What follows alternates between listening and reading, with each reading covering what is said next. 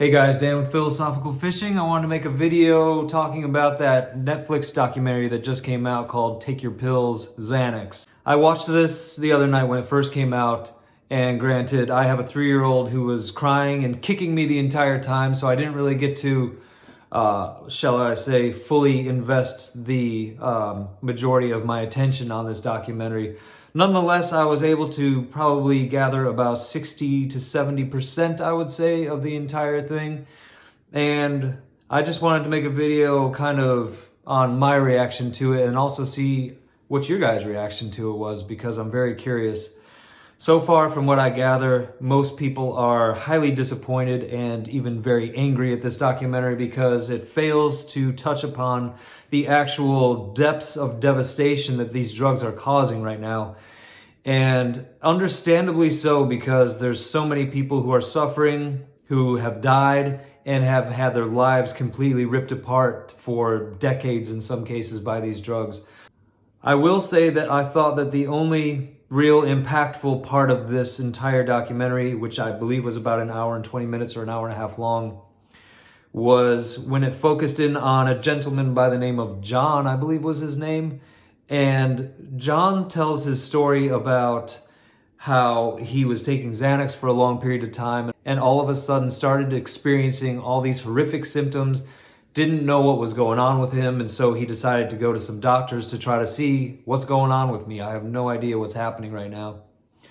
So he further explains how he went to doctor after doctor and then could not find out what was going on with him, could not get an accurate diagnosis, none of the treatments were working. So he decided to go to Mayo Clinic, which is known as being the best of the best. This is where you go when you're sick and you can't find what's going on with you. You know, Mayo Clinic has a team of specialists who will come in and try to figure out what's going on and the best course of treatment for you.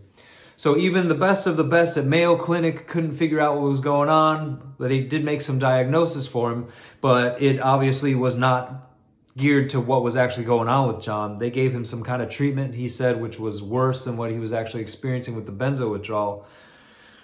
So he finally went home, Googled benzo withdrawal symptoms, and of course, sure enough, he finally figures out for himself that yes, it's the Xanax that he's been taking, and how just horrified and mortified he was that he's been taking this drug that was prescribed by doctors that was supposed to help him.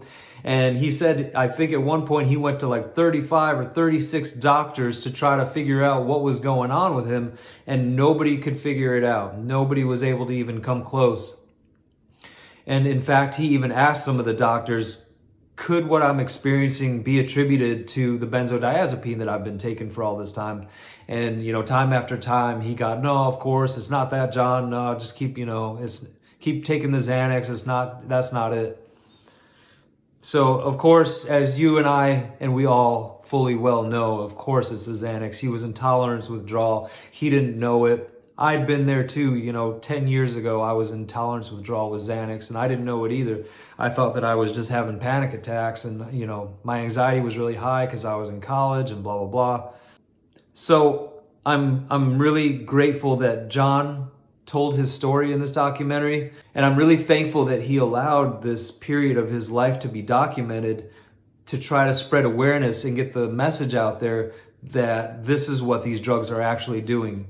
It took John to the point of wanting to commit suicide.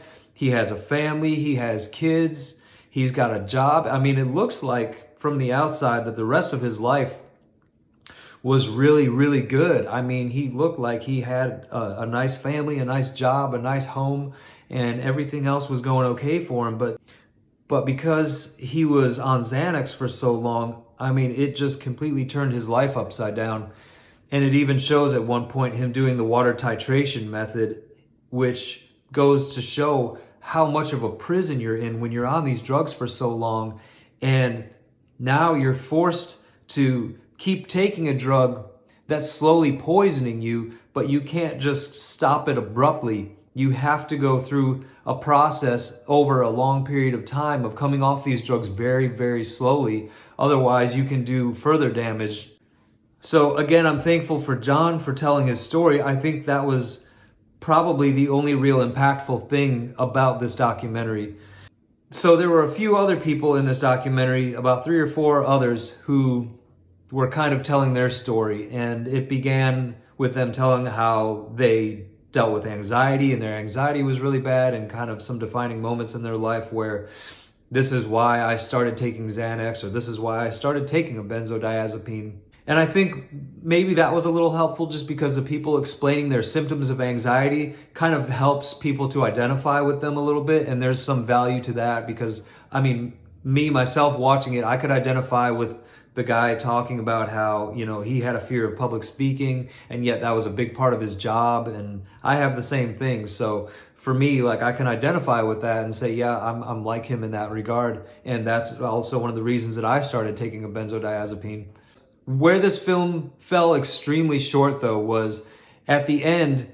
It showed these other 3 or 4 people who were telling their story, and it showed them presumably now off Xanax, except for one girl who said she was still taking her Xanax and she was completely fine with it, which is crazy.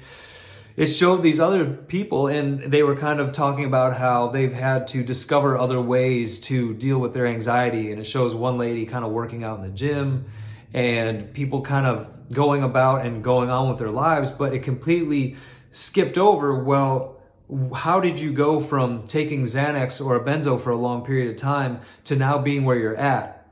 Because that doesn't just happen.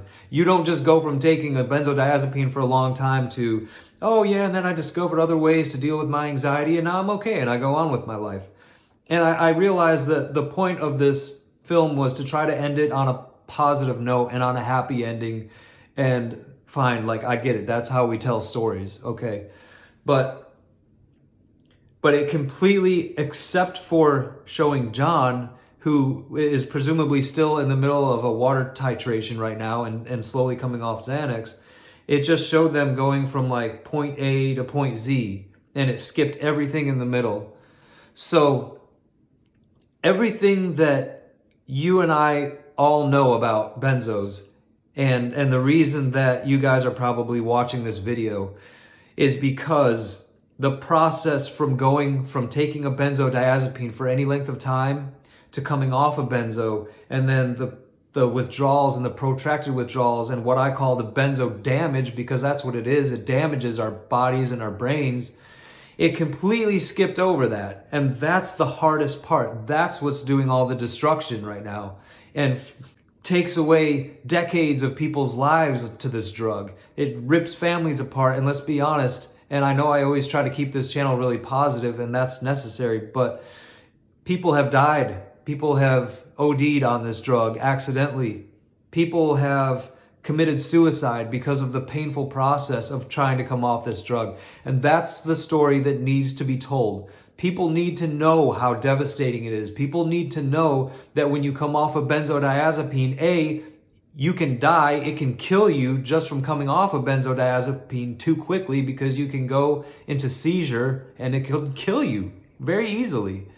But number 2 is the physical, emotional, and mental anguish that comes with coming off of a benzo is just too much sometimes, and people take their own lives. This story needs to be told. People need to know this. And that's where this documentary fell way short, and it was way, way too fluffy of a story. I mean, I've said it before and I'll say it again. We are just, the crest of this epidemic hasn't happened yet. And the pain of withdrawals has been going on for a very long time.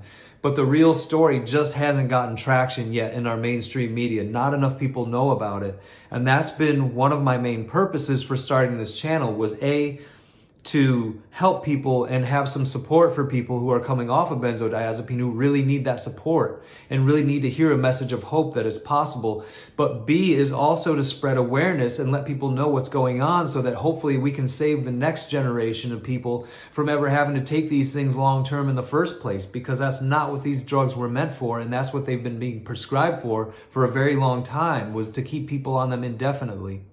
So all in all, I give this documentary a big thumbs down. It just didn't drive the point home nearly enough. That really, it didn't tell the story that needed to be told and that needs to be told. So I think people like like myself and like you guys on this channel are going to have to be the ones to get this message out there and to raise our voices up and to let people know this is our experience with it. And not only us, but all these other people who are on all the other Facebook groups and people who have written books about it, and people who are trying to get on the front lines of letting others know that this is a really, really huge problem.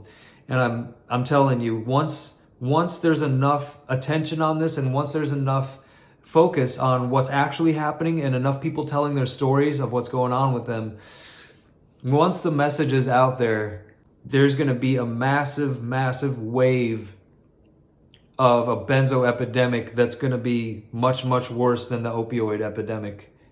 And I can say that comfortably as an opiate addict too, who's been there, and I've walked that walk as well. And I can tell you the opiate addiction was nothing compared to the Klonopin addiction. And my opiate addiction was bad too. I mean, it was really bad, but the Klonopin addiction that I had and the benzo addiction and coming off of benzos and the damage that it did to my body was exponentially worse than opiates. So I wanted to see what you guys thought about it. If you've had a chance to watch it, leave me a comment below and just let me know. Let me know what you guys thought. And hopefully in the years to come, we can get some more word out there, and we can actually hopefully start to see some of these filmmakers and documentarians making a true documentary and stories like John's that actually need to be told and show the true devastation of these drugs, because that documentary still fell way short of what actually needs to be told and the message that needs to get out there. So what can I say? That's my take on it. Maybe you got a little different perspective on it, but let me know what you think. And as always, I wish you guys a great healing journey, and I love you guys.